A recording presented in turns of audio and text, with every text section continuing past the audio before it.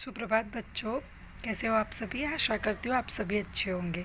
तो आज हम कक्षा 6वीं का व्याकरण लेसन 16 वाक्य और विचार पढ़ने वाले हैं। तो वाक्य, विचार और वाच्य पढ़ने वाले। तो वाक्य भाषा की तीसरी इकाई है। आपको पता है कि वाक्य क्या है, भाषा की तीसरी इकाई है। हम जो भी बोलते हैं वो सब वाक्य के रूप में बोलते हैं। हम अपने शब्दों को व्याकरण के नियमों में बांधकर दूसरों के सामने प्रकट करते हैं। जैसे भारत एक विशाल देश है, इसका राष्ट्रीय पक्षी मोर है, इसकी राजधानी नई दिल्ली है। तो क्या होता है कि ऊपर दिए गए वाक्यों में भाव स्पष्ट हो रहे, अंत वाक्य वही होता है जिसमें पूरी बात समझ में आ जाए। दो या दो से अधिक सार्थक शब्दों के समूह को वाक्य कहते हैं। यह हमको पता है कि वाक्य मतलब क्या होता है। दो या दो से अधिक सार्थक शब्दों को एक समूह बनता है जिसको हम क्या कहते हैं, वाक्य कहते हैं।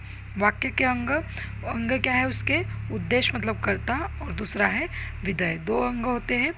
उद्देश्य मतलब क्या, वाक्य में जिसके विषय में जो कुछ कहा जाए उसे हम उद्देश्य कहते हैं या फिर कर्ता कहते हैं। और विधेय मतलब उद्देश्य के विषय में जो कुछ कहा जाए उसे हम विधेय कहते हैं। जैसे कि वाक्य नेताजी भाषण दे रहे हैं, तो नेताजी क्या हो गए, कर्ता, उद्देश्य हो गया, और विधेय क्या हो गए, भाषण दे रहे हैं। वैसे ही पुलिस ने चोर को पकड़ा, तो पुलिस ने क्या हो गया, उद्देश्य, और विधेय क्या हो गया, चोर को पकड़ा। तो उद्देश्य का विस्तारक क्या होता है, प्राय वाक्य में उद्देश्य अकेला होता है, किंतु कई बार उसकी विशेषताएं प्रकट करने के लिए कोई शब्द या वाक्य उसके साथ जोड़ दिया जाता है, जिसे उद्देश्य का विस्तार कहते हैं। जैसे कि रंग बिरंगी तितलियां उड़ रही है, शरारती बच्चे पार्क में खेल रहे हैं। तो वो जो आगे जुड़ता है उसे हम क्या कहते हैं, उद्देश्य का विस्तारक। मतलब उद्देश्य के बारे में और चीज़ें बताई जाती है, इसलिए हम उसे क्या कहते हैं, उद्देश्य का विस्तारक। उसके बाद में विधेय का विस्तारक मतलब क्या, वाक्य जिन शब्दों का प्रयोग विधेय में आए कर्म या क्रिया की विशेषता के लिए किया जाता है। जैसे कि छात्र सुंदर लेख लिख रहा है, मतलब छात्र ये हो गया उद्देश्य, और विधेय के बारे में क्या बोल रहा है, सुंदर लेख लिख रहा है। दीपिका जो है धीरे धीरे बोलती है, तो बोलती है वो उसका क्या हो गया, विधेय हो गया। पर कैसे बोलती है, धीरे धीरे, तो वो उसका विधेय का विस्तार हो गया। ठीक है।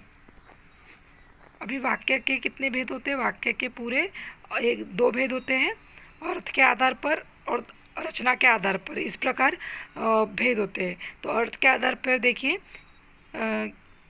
क्या भेद है, 8 भेद है पूरे अर्थ के आधार पर। विधानवाचक मतलब क्या होता है, विधान वाक्यवाचक मतलब इन वाक्यों में बात कहना होना या बात का होना या होना पाया जाता है। जैसे कि तमन्ना अपने घर चली गई, मतलब ये पूरा हो रहा है। निषेधात्मक मतलब इन वाक्यों में बात न होने का पता चलता है, मैं बाजार नहीं जाऊंगा। आज्ञावाचक मतलब इन वाक्यों में उपदेश आदेश का पता चलता है। जैसे फूल मत तोड़ो, कोई हमें आज्ञा करता है उसको हम कहते हैं आज्ञावाचक। प्रश्नवाचक मतलब जैसे कि हम किसी से प्रश्न पूछते हैं, तुम्हारा क्या नाम है। इच्छावाचक मतलब इन वाक्यों में इच्छा अथवा आशीर्वाद का भाव होता है। जैसे मैं चाहता हूँ तुम धनवान बनो, जैसे हम किसी अपनी इच्छा प्रकट करते हैं उसको हम बोलते हैं इच्छावाचक। संदेहवाचक मतलब जैसे हमें कुछ चीज़ में हमें संदेह हो, शायद वह सब कुछ भुला चुका है। शर्तवाचक मतलब इन वाक्यों में एक क्रिया होना दूसरी क्रिया पर निर्भर होता है। जैसे शालिनी के आने पर ही मैं बाहर जाऊंगी। विस्मय आदि बोधक मतलब क्या होता है, इन वाक्यों में हर्ष, घृणा, विस्मय आदि भाव प्रकट होता है। जैसे कि आहा कितना सुंदर पुष्प है, तो इसमें हम अपनी इच्छा प्रकट कर, मतलब अपनी जो भी घृणा है या फिर जो भी हर्ष है, अपना आनंद है, हम वो व्यक्त करते हैं, हमारी खुशी व्यक्त करते हैं। उसके बाद में रचना के आधार पर देखो वाक्य के कितने भेद है, 3 भेद है, सरल वाक्य, संयुक्त वाक्य और मिश्रित वाक्य। सरल वाक्य मतलब क्या है, जिस वाक्य में उद्देश्य और विधेय होता है उसे हम सरल वाक्य कहते हैं। जिसमें उद्देश्य रहता है, दीप्ति पुस्तक पढ़ती है, तो दीप्ति जो है यहाँ पे क्या हो गया, उद्देश्य हो गया। विधेय क्या होता है, पुस्तक पढ़ती है। तो ऐसे वाक्य को हम कहते हैं सरल वाक्य। उसके बाद संयुक्त वाक्य मतलब क्या, जब दो या दो से अधिक सरल वाक्य किसी संयोजक में जुड़कर एक वाक्य बनता है उसे हम क्या कहते हैं, संयुक्त वाक्य कहते हैं। वह चला तो था परंतु रास्ते में लौट आया। उसके बाद में देखो, मृदुल स्कूल जाता है और मन लगाकर पढ़ता है, तो ये कोई सा वाक्य हो गया, संयुक्त वाक्य हो। उसके बाद में है मिश्रित वाक्य। मिश्रित वाक्य मतलब क्या, जिस वाक्य में एक मुख्य वाक्य होता है और दूसरा अन्य उपवाक्य आश्रित होता है। जैसे कि अध्यापक ने कहा कि कल गृह कार्य करके लाना, तो ये क्या हो गया, मिश्र वाक्य हो गया।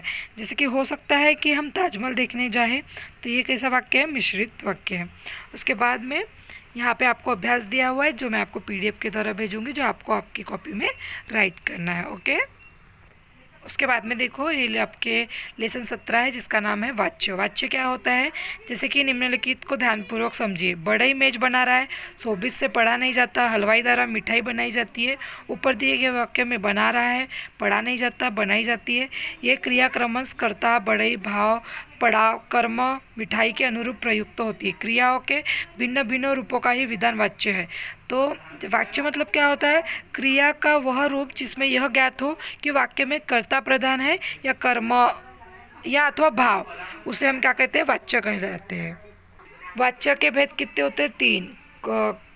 क्रतुवाच्य, कर्मवाच्य और भाववाच्य। क्रतुवाच्य मतलब क्या होता है, जिस वाक्य में कर्ता प्रधान हो और लिंग और वचन के अनुसार हो उसे क्रतुवाच्य कहते हैं। जैसे कि मैं व्यायाम कर रहा हूँ, छात्राएं कविता पढ़ रही है। दूसरा है कर्मवाच्य। कर्मवाच्य मतलब जिस वाक्य में कर्म प्रधान है और क्रिया के लिंग और वचन कर्म के अनुसार होते हैं उसे हम कर्मवाच्य कहते हैं। जैसे कि राधिका द्वारा पुस्तकें खरीदी जाती, किसके द्वारा, राधिका के द्वारा। तो ये जो पुस्तक है और ये देखो सुनीति के द्वारा भोजन बनाया जाता है। तो ये जो पुस्तक, भोजन, कर्म जिनके लिंग वचन के अनुरूप खरीदी जाती है, बनाया जाता है, क्रियाओं का प्रयोग किया गया है, अंत में ये कर्मवाच्य है। इसके अंदर भाववाच्य मतलब क्या, जिस वाक्य में न तो कर्ता प्रधान होता है और न ही कर्म अपूर्ति भाव प्रधान होता है। जैसे कि मुझसे अब चला नहीं जाता, आशा से सोया नहीं जाता। तो यहाँ पे सोया है ये भाव है, चला ये भाव है, ठीक है। तो ऐसे वाक्य को हम भाववाच्य कहते हैं। यहाँ पे कुछ नियम दिए हुए हैं। वाच्य परिवर्तन, वाच्य परिवर्तन कैसे होता है तो उसके कुछ नियम है। जैसे कि आपको अगर क्रतुवाच्य से कर्मवाच्य में परिवर्तन करना है तो क्या करना पड़ेगा, अनुराग, जैसे कि क्रतुवाच्य क्या है, अनुराग ने कहानी लिखी, तो कर्मवाच्य बदलाने के लिए हम क्या करेंगे, अनुराग द्वारा कहानी लिखी गई। मतलब जैसे कि बच्चे फुटबॉल खेल रहे हैं तो कर्मवाच्य में क्या होगा, बच्चों द्वारा फुटबॉल खेला जा रहा है। उसके बाद में अगर क्रतुवाच्य से आपको भाववाच्य में करना है, बच्चा हंसता है तो बच्चों के द्वारा हंसा जाता है। कविता नहीं रोती है, कविता से रोया नहीं जाता है।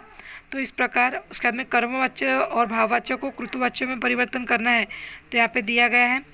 कर्मवाच्य, अध्यापिका के द्वारा कविता पढ़ाई जा रही है, तो अध्यापिका कविता पढ़ा रही है, द्वारा है यहाँ पे।